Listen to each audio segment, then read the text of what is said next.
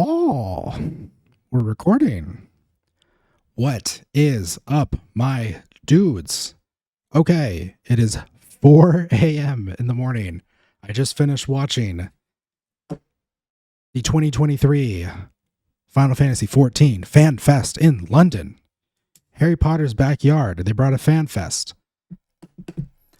It's still ongoing, but the keynote's over. So we know all the big pillars of what's coming in Dawn Trail.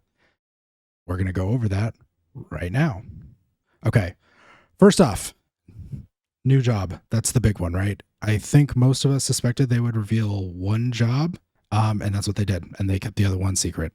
All right. So the man himself came out cosplaying the new job, which was revealed as Viper. Kind of weird. A little bit strange for the name, but you know what? I don't get to make that decision. Viper. Interesting. Sure. It uses 2 swords. Vipers have 2 fangs. I see the inspiration, I guess. Sure. Fine. Looks cool. So Viper is a dual sword wielder, and you basically connect 2 swords to make a Darth Maul style sword. It's unclear exactly how that is going to play out. If, you connect the 2 swords together, maybe that's how you do your AoEs, and then you pull the swords apart to do single target attacks. They did point out during the video that I'll pull up on screen and show for you guys in just a second that basically there's like a blue aura. I'll pull it up on screen now, the little blue aura that's going to happen during what I assume is like the burst window. That's why I'm kind of assuming that AoEs are going to be one style, and then you're going to pull the swords apart to do a different one, with that blue aura being like your burst window. Or it could be totally different. They really didn't get into it. They left it pretty vague and nebulous. I don't know if that's because they're still working on it or if they just want us to find out when it drops. I believe, if I recall correctly, during the last fan fest that they did, where the director, Naoki Yoshida, dressed up as the Reaper.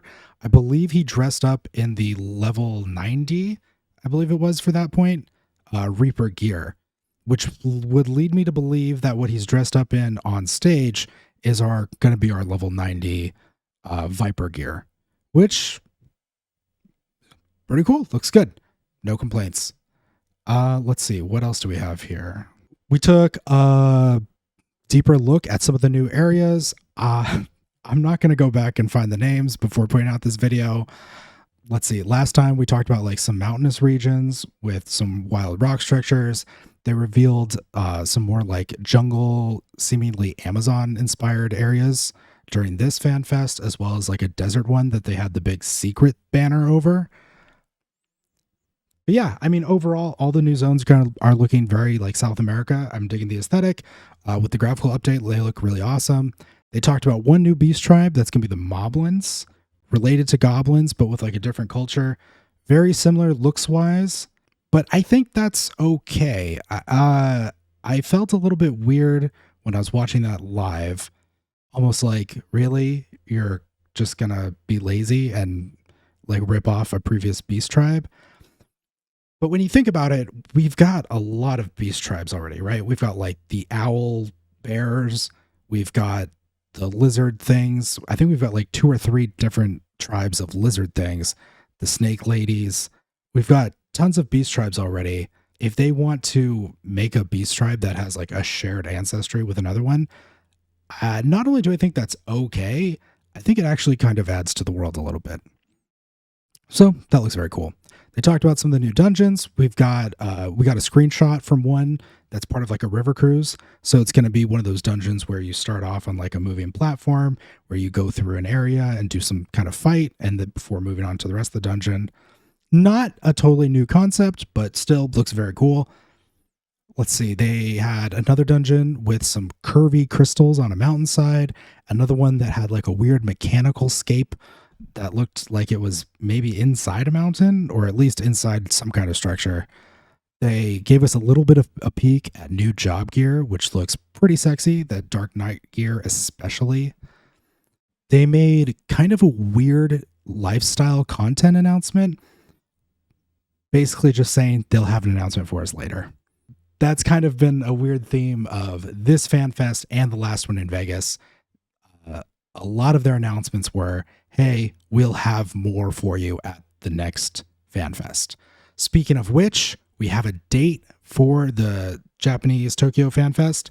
That's going to be January 7th, I believe. Anyways, going back to the lifestyle content announcement, they were specific in saying that this new content is going to have more of a focus on multiplayer than Island Sanctuary and Ishgardian Restoration, which is pretty awesome. I know that's something that a lot of people have had a complaint about. Personally, the only lifestyle content I've done really has been the Island Sanctuary, and I'm not even all the way done with it. It's not really for me, which is why I'm not super enthusiastic about it.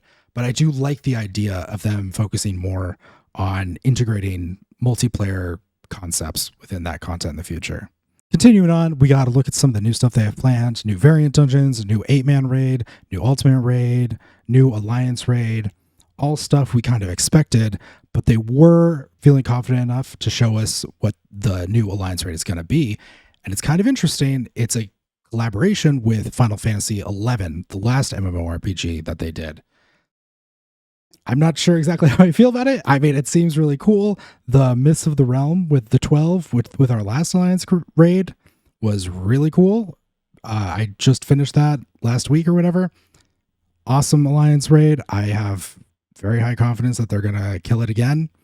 But I was not familiar with the area that we're going to or what that's going to all be about. So we'll just have to see.